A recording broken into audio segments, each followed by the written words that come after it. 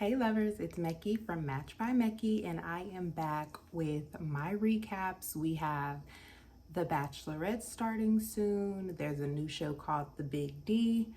But this video, if you couldn't tell by the title, will be my recap or review on, I feel like this is season 5 of Temptation Island, episode 1.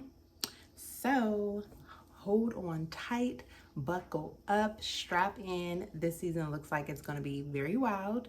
So here are my thoughts on episode 1.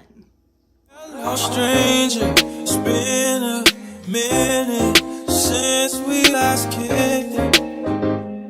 And by the way, just got in town. Okay, so like any other season, there are 4 couples. This season we have Hall and Caitlin, who have been together for 8 years. Paris and Great, who have been together for 2 years. Maricela and Christopher, also together for 2 years. And Vanessa and Rob, and they've been together for 1 year. Now, I'm gonna save Hall and Caitlin for last because they've been together the longest. And if I'm using this same concept, that means I'll start with Vanessa and Rob. Now, Vanessa is 10 years older than Rob.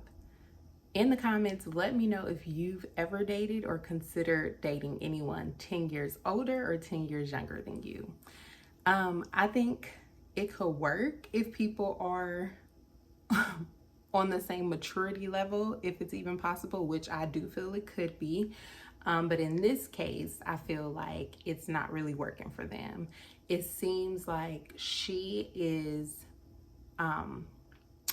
trying to be more of like the groomer to, bring him up in a certain way, which I feel like that has pros and cons, but there's a thin line between pushing someone and encouraging them like in a positive, productive, constructive way, or just coming off as completely controlling. And in this case, I do feel like Vanessa is a little more controlling. On the first episode of Temptation Island, they did the bonfire, which they normally don't do. And so I think it's his name, Mark. Mark is the host, and he was able to kind of raise that alarm for her, or light bulb for her to notice, like, okay, maybe I am a little bit controlling. But it didn't seem like she let that go for the rest of the episode. She even tried to control the weather. It started raining, and you know how girls don't play about their hair. So it started raining, and she was the only one complaining about it. So it was kind of like, okay, sis, you cannot control the weather, and you need to stop trying to control your man. Because I can like run someone away. So, yeah, she was questioning his maturity and loyalty. But in this case, I feel like the loyalty part, she's kind of pushing him away from being loyal by once he finally gets a breath of fresh air, he's like, oh, good, I'm free. I can breathe. Like, I don't have someone controlling my every move. So if she wants them to work out in the future, she definitely may want to loosen the reins just a little bit and let him kind of discover what type of man he wants to be instead of her trying to create a build a man. Never a great idea. So that's my thoughts on Vanessa and Rob. Next up, we have Paris and Great, which I don't know if they're from America, but and I say that because Paris kept saying like her friends back home are getting married. Again, they've been married for they've been dating for 2 years. And she's like, my friends back home are getting married. And I keep seeing these people get married. And basically it seems like she just wants to get married because that's what everyone else is doing. Or not, let me not say just because, but that's kind of one of the driving reasons behind her wanting to get married. And they've been together for 2 years, so I feel like at this point he should know if he wants to be married to her, and they can have like a more thorough or in-depth conversation on that. But don't ever bring up, oh, my friends are doing this, so I want to do it. Like, girl, no, because that doesn't seem heavy enough for him to be like, okay, I got to do this for her because her friends are getting married. Like, girl, no.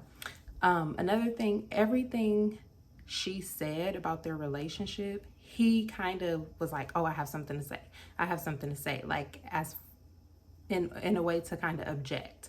it reminded me of like if they were in a court case, like, dude, let her say how she feels. Her feelings are valid.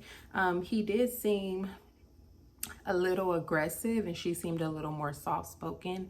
And I don't mean he seemed aggressive in like a bad way, but he just seemed a little too like, let me just dumb down, or let me just, what's the word?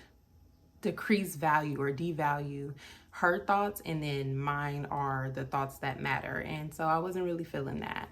Maricela and Christopher, those are the next couples in this bunch. He said, I did the calculations and we've known each other for 740 days. Out of the 740 days, we've been together for 729 days. Red flag. Flag on the play.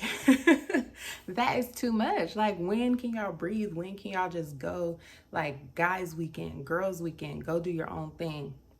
And even in the mixer portion of the show where they were talking to like the singles, he found time to kind of sneak away and ask the lady, so why are y'all single? But then she was so like standoffish, and I felt so bad for her because she doesn't seem confident at all. She seems a little broken. So my heart went out to her. She did say he cheated before.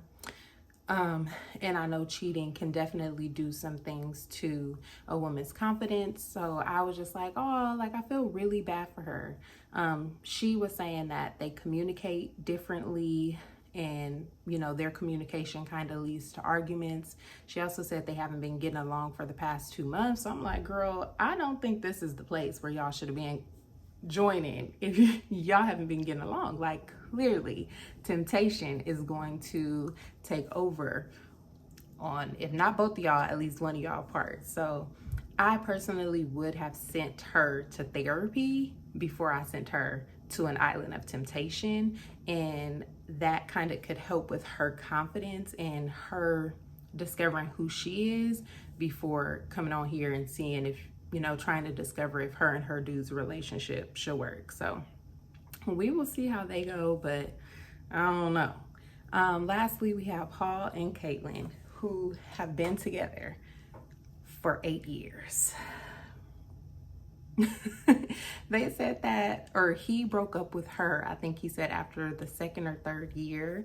And he expressed that he broke up with her because he wanted to still date other women, and that was a complete shock to her. She said that, I think she said she thought they broke up because he wasn't really sure about their future stuff, like getting married and having kids. She didn't know that he was going to be dating other women. So I'm like, ooh, well, hey, sir, you probably should have waited to say that to the final night after she said what her decision was, because now she's like, okay, well, he was able to go off and explore and see who he wanted to be with, so now's my time to shine. They've also been engaged for a year, and one of the singles asked him like about a ring, and I think he said it was a family crest, and he's like, yeah, I'm not taking. Well, what are you, sir? What are you? You've been in a relationship for 8 years, granted on and off, but still 8 years. And you've been engaged for a year. So I feel like out of all the couples, you're probably the most taken. And yeah, that was pretty much a quick little rundown of each of the couples. We're going to see how it goes. I always feel like I should be a part of casting when it comes to casting Black people on shows, because sometimes like the girls' wigs don't be wigging, but that's just like an actual sidebar note. Oh, another thing too about Maricela and Christopher, he was so eager to share her business and put her on blast that she's into girls, and like he was saying like, oh, sometimes she's hooking up and I see people pleasing her the way that I can't please her, and it's kind of like a bruise to the ego. And so she stepped away because she was sad, like, why would you share my information like that? Like, nobody knows. And I was just like, damn, like, that's so sad. I feel like I just want to give her a hug. Maricela, if you're watching, accept this virtual hug. But anyway, did you guys tune in Are there any couples that you think can make it through this process? Do you have any like straightaway red flag predictions on who is not gonna make it? Who's gonna be the first to F up? I feel like the first to F up will be, I'm gonna say Christopher. And on the lady side, I feel like I'm gonna say Caitlin. So yeah, we will see if my predictions are right. Put your predictions down in the comments below. Be sure to like this video, share it with a friend. Subscribe to my channel, and I'm about to watch The Big D to see if I feel like doing a recap on that. Also, The Bachelorette starts next week, so I'm pretty sure I'm gonna be doing a prediction. Is it next week? No, the week after next. I'm gonna be doing, not predictions, recaps on those as well. So thank you all for tuning in, and I will talk to y'all soon. Oh, I really should figure out how to do, oh, did I do it? The heart? Oh, I gotta ask my kids. All right, y'all.